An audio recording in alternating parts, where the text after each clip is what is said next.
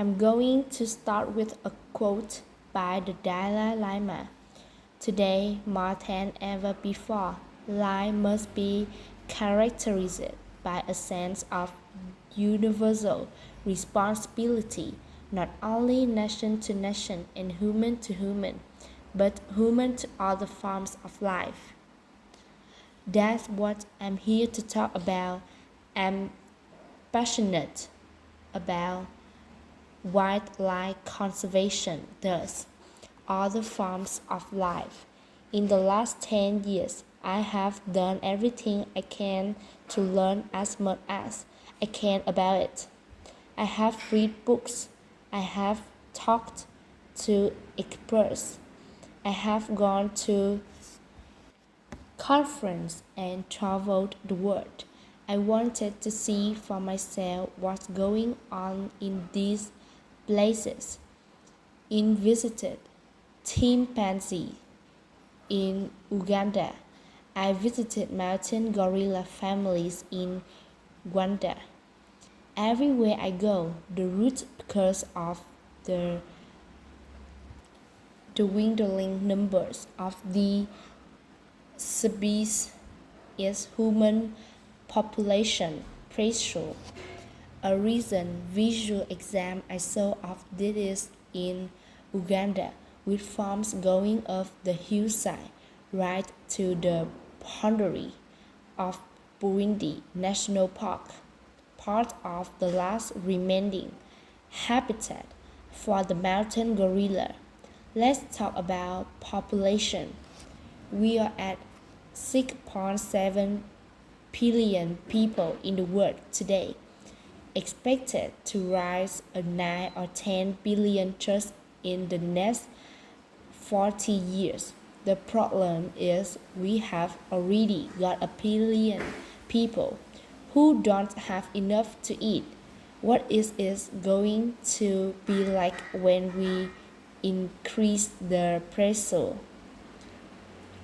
The human population pressure by another 50 total.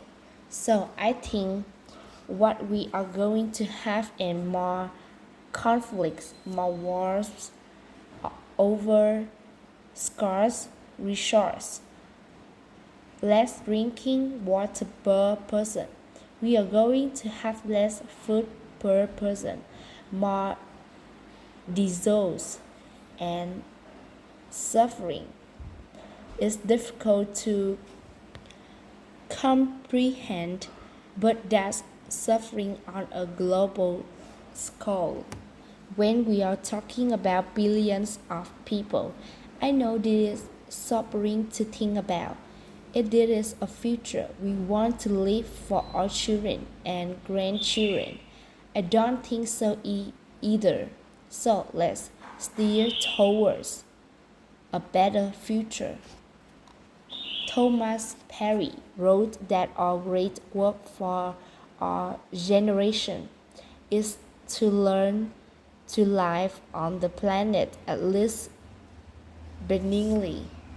Benignly. Why would we do that? One reason we would do that is that our fellow living things who happen not to be human don't have a representative in Congress. They don't have a lobbyist in Washington.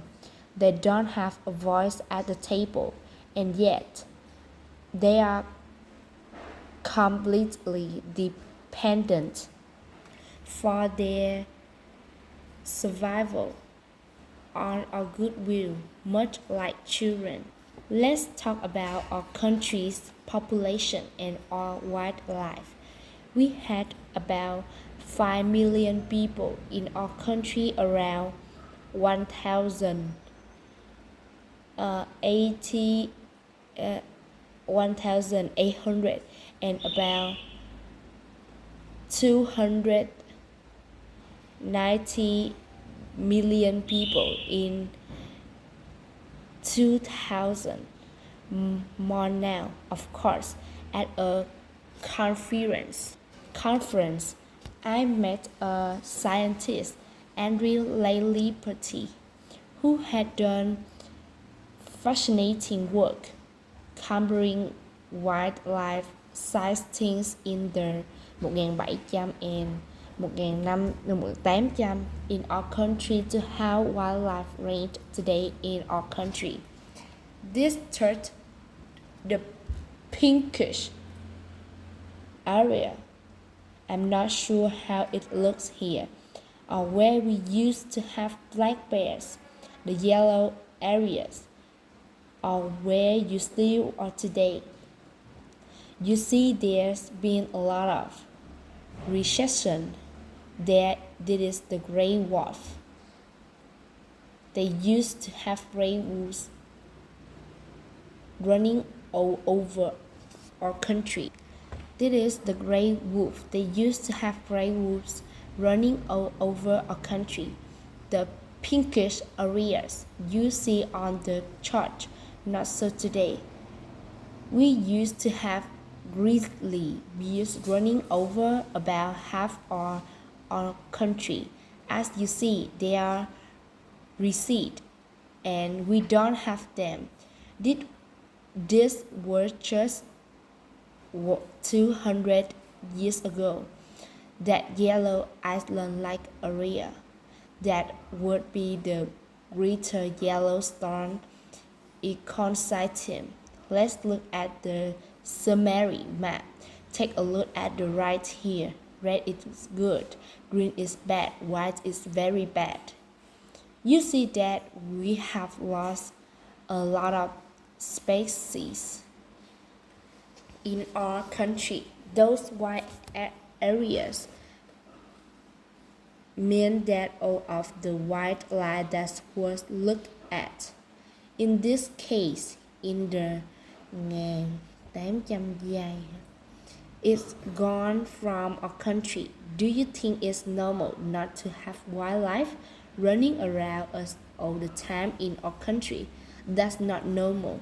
Let's bring it home here to the front range of Colorado tonight. We used to have white bison, they're gone. We used to have gray wolves, they're gone. We used to have, my clickers, little slugging, glazes bears, Kurt been right outside, they are gone. We used to have lice, the cat gone, maybe they are not living. We used to have black-footed ferret, very dependent on bright dog for their survival, gone. They used to have this beautiful little bird, the mountain plover, also gone. This is sobering information. So what can we do? We can choose a better future. Let's uplift the empathy that we have for our cats, dogs, and other pets to endangered species like this chimpanzee, but all endangered species. Let's have fewer children. That's one of the most powerful. Thank you. I didn't expect that response.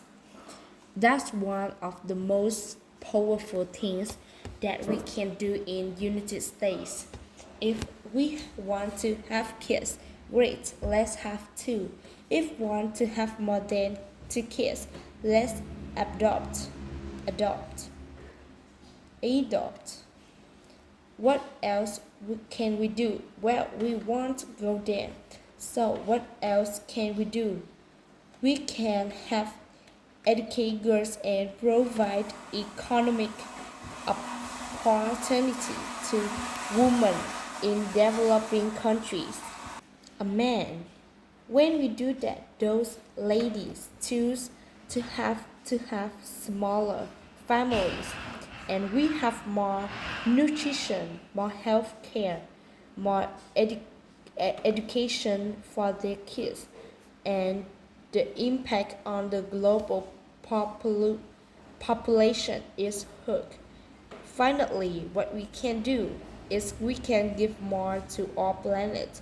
We can give half of our donations, let's say, to people and people related cause, and half of our donations to the planet, to ocean conservation, to wildlife conservation. I want to mention, by the way, that today we only give about 2 to 5 total of all giving that goes to environment and wildlife as a category.